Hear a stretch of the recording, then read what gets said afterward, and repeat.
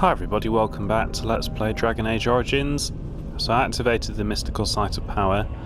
I'm still not really sure about the top side of sword or the body parts. I mean, obviously I'm missing some body parts, and I'm guessing I'm missing part of the sword. So they might be in the Dead Trenches, or they might be in the Iduk Teig. Now this is pure metagaming. But I think I'd be better clearing Iduk Teig first, because I think this might advance the game. So we'll have one more go at Iduk Teig, and if we get pwned, then we'll go to the Dead Trenches.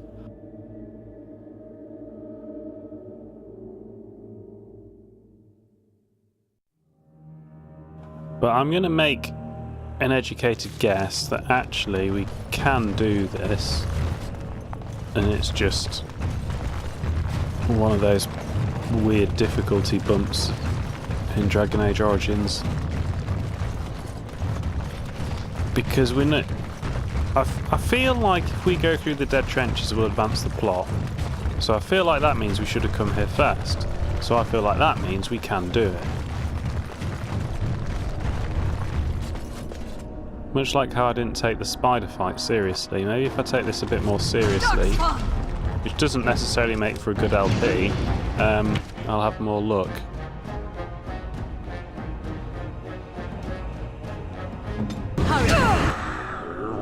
And make sure that the woman actually casts some fucking spells. Oh yeah, I'm better at not getting interrupted now, that's good.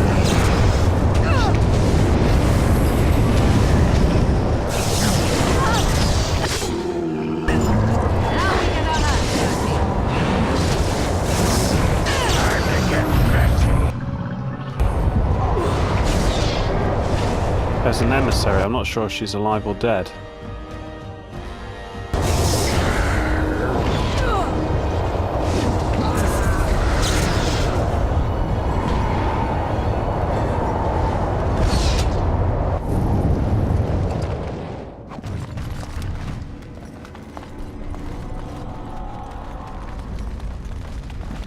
I shall do it.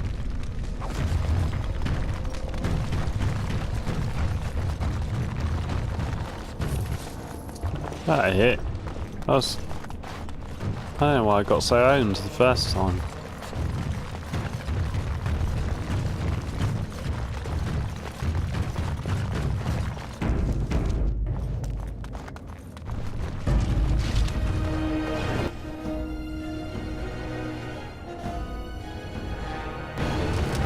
Actually, that was probably a bad plan. Yeah, that was a bad plan.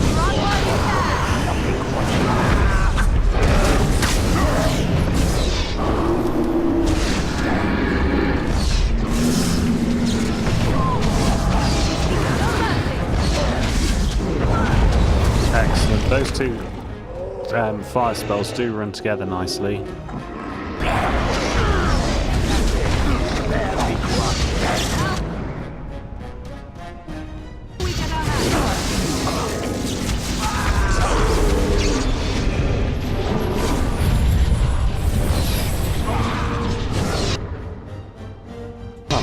Fuck scatter.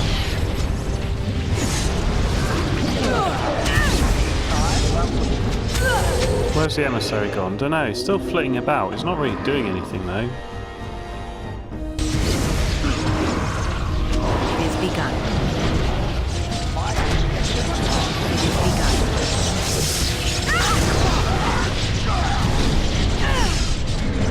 I shall.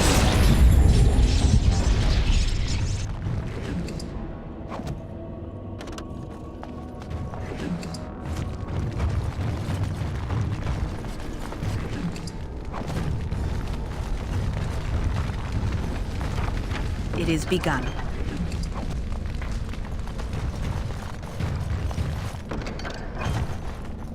Wait, what was that? Black runestone. Where did that go? Is that a plot item? No? Dunno.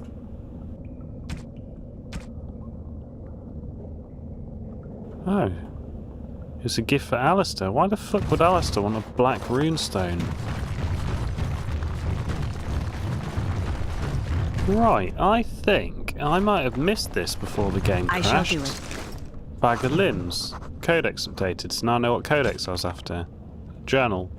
You have found the grisly remains of some kind of fade beast, one that may have intentionally dismembered itself. Comparing the notes suggests the carving was done in the deep roads near Caradin's Cross. So I'm still completely at a loss as to where I'm supposed to fucking go.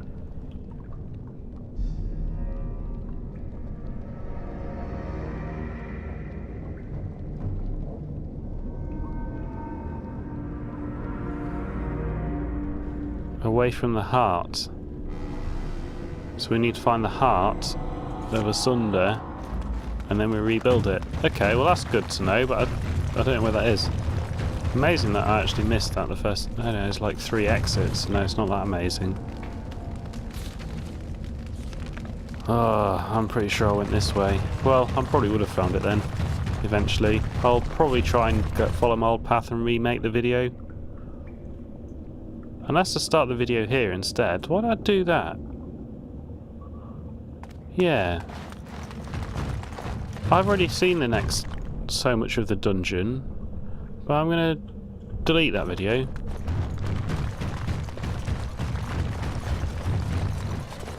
Pretty annoying it crashed actually. I don't really know why it suddenly becomes so unstable. All I can think is... Oh, I've got loads of side quests. I don't know why it's suddenly become unstable. As you say.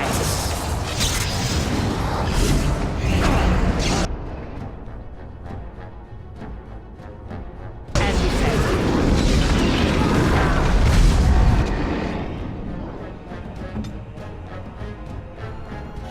Another battle away.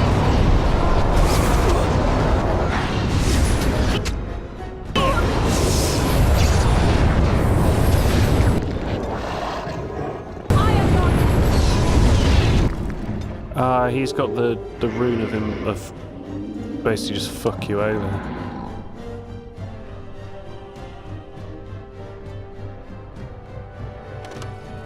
I am right.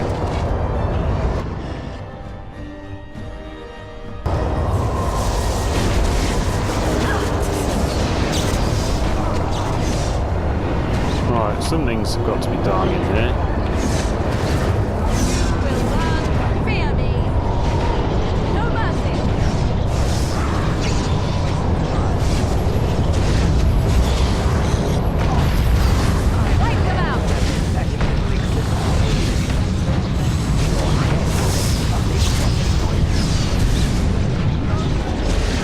How did he survive all that?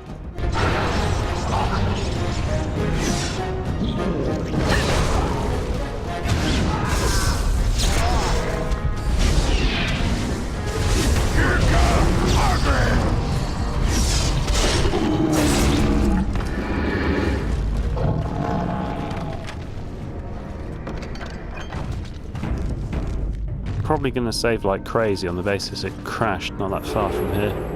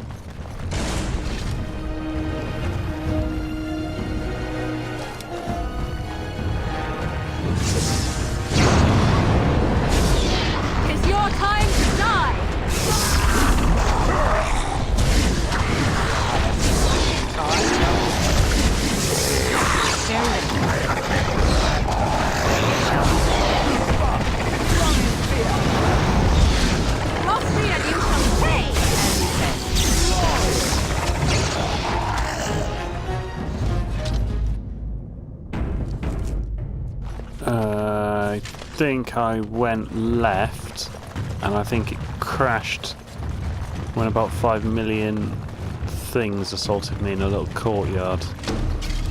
No. Must have gone a different way. I shall do it.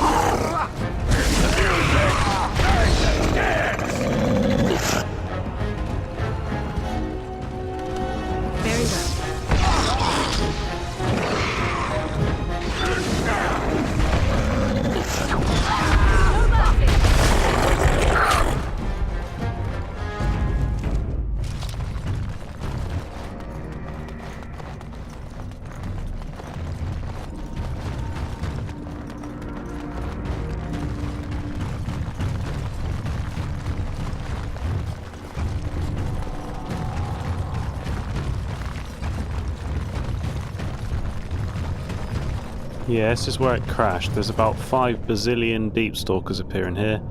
So, to try and... let's stick a save in. It is begun.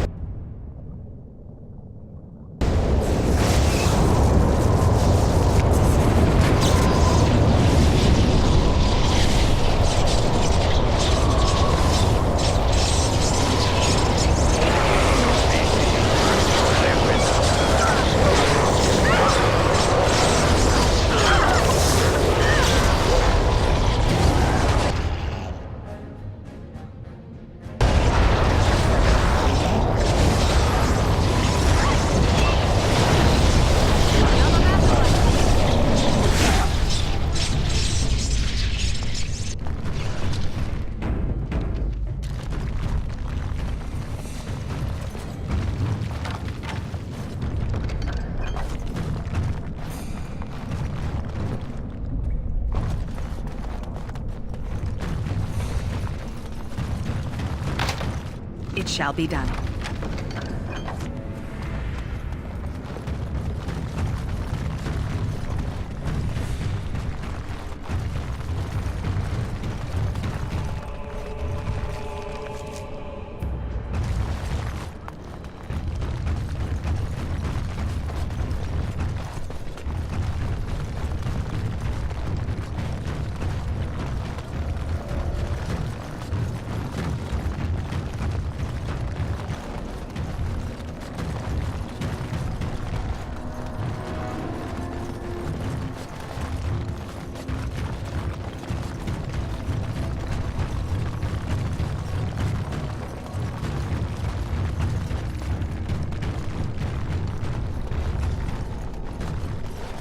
It's like a mirror puzzle or something.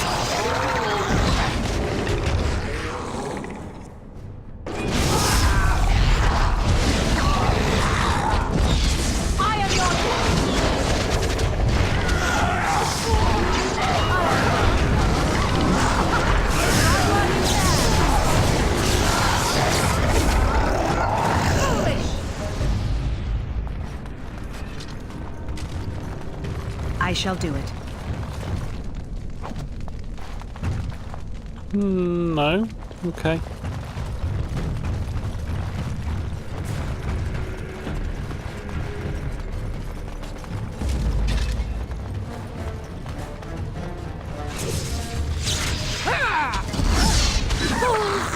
If we must fight, let us do it quickly.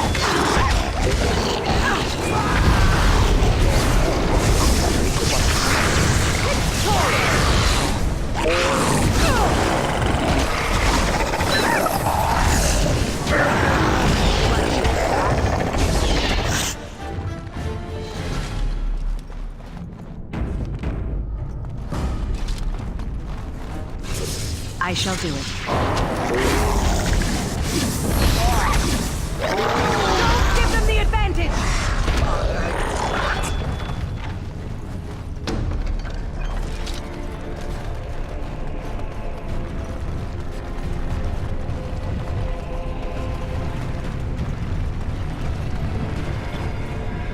Wow. This is pretty cool. I wonder why we didn't have to come here for any reason. Perhaps it's the alternative King's route rather than Harmon's route. Done.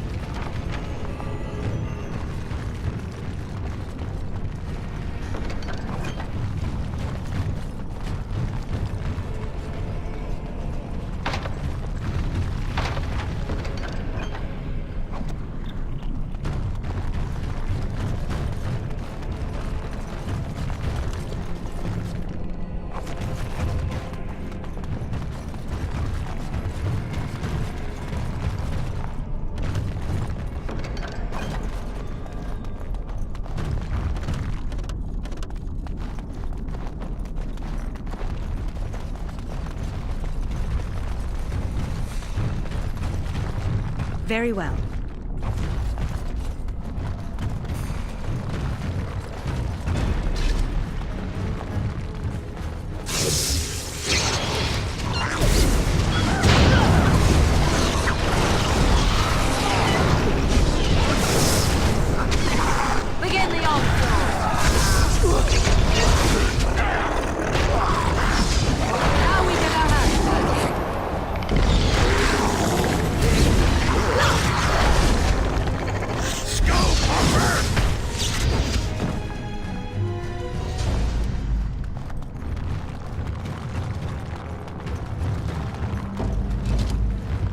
Another battle item.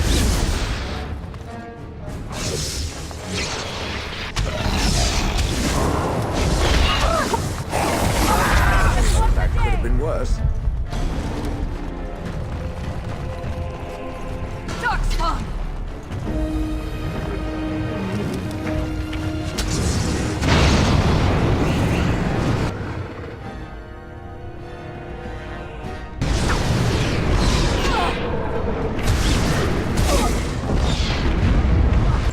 Excellent. Fuck off, emissary. As you say.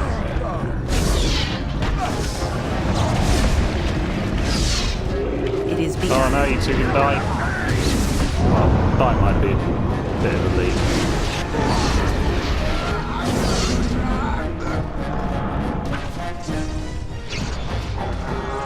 Most excellent. It shall be done.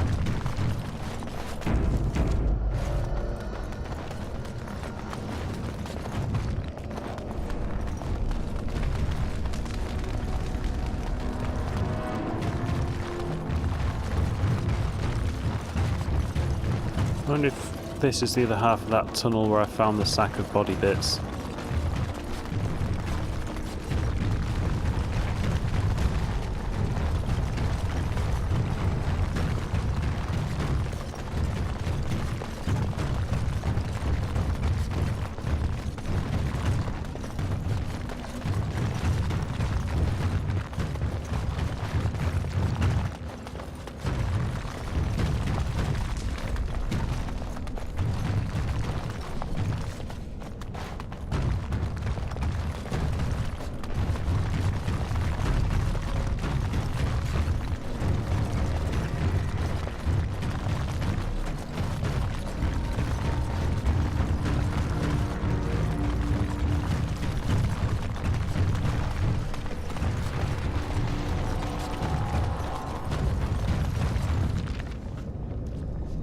Oh, there's some... No, I don't think there is anything. I think that is the Hadouken Tig.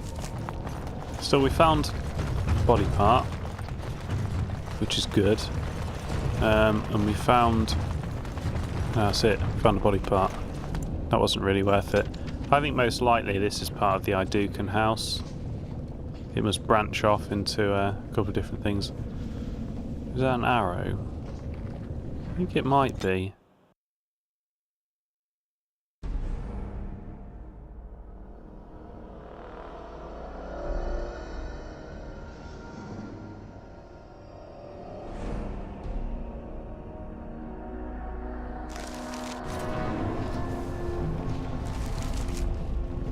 Yes, it was excellent. Kind of a bit cheap, but we did the work. We only covered the map. Things I could do to you. Ugh, it is leering at me once again. Oh, did I say that out loud? Oh, we've already heard that.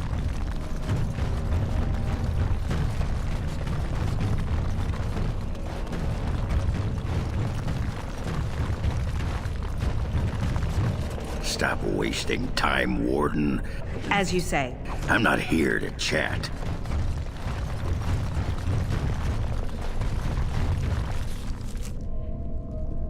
I think I've gone the wrong way.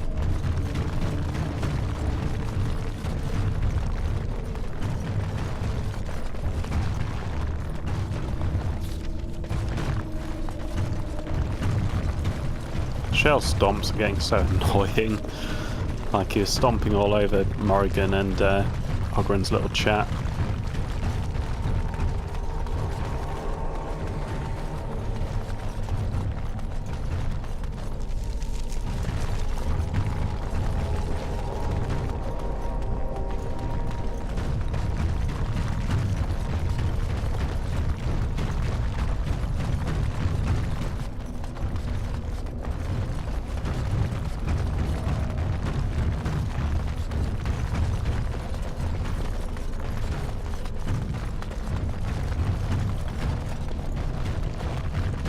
Wait, is that the mystical place of power?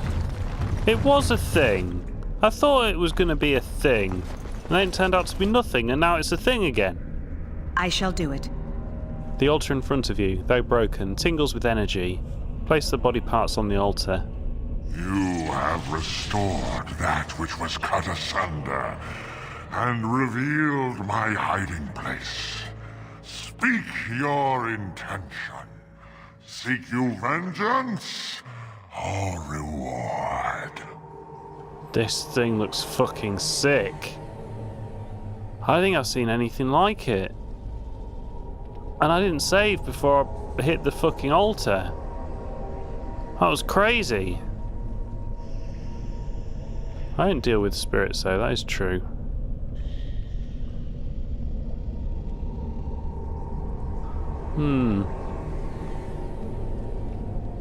I should probably have read the codex entries before I got to this point. Kind of just charged off ahead, didn't I? Right. No. I'm gonna fucking destroy you. My deception was convenience, not cowardice. A fight you want, a fight you shall have. That is fucking massive. Fade beast. It is begun. Fucking me. Well, let's go for a vulnerability. It shall be done. And it's pretty unlikely to be able to squash it with Petrify, but I'll try it.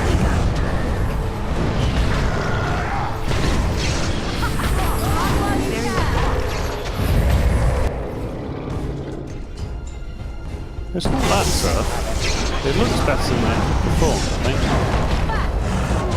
It is too easy.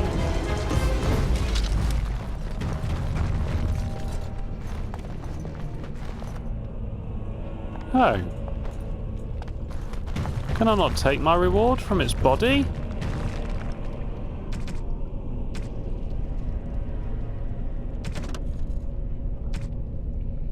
You restored the Fade Beast and cut it down, ending its charade. Oh, well that was a bit of an anticlimax. Considering we cleared out an entire dungeon just for that. Oh. Maybe I'll have to reconsider my dealing with spirits. I mean, I dealt with the Great Oak Tree, and haven't killed Wynn. I kind of thought I'd just take its reward from its body, to be honest. But clearly I was mistaken. No, well, let's shortcut to the map. I guess we've cleared out a lot of here. Let's go to the Dead Trenches. Don't know how long it's going to be. And that little arrow is still there. I must have missed something, because the blood goes underneath the arrow.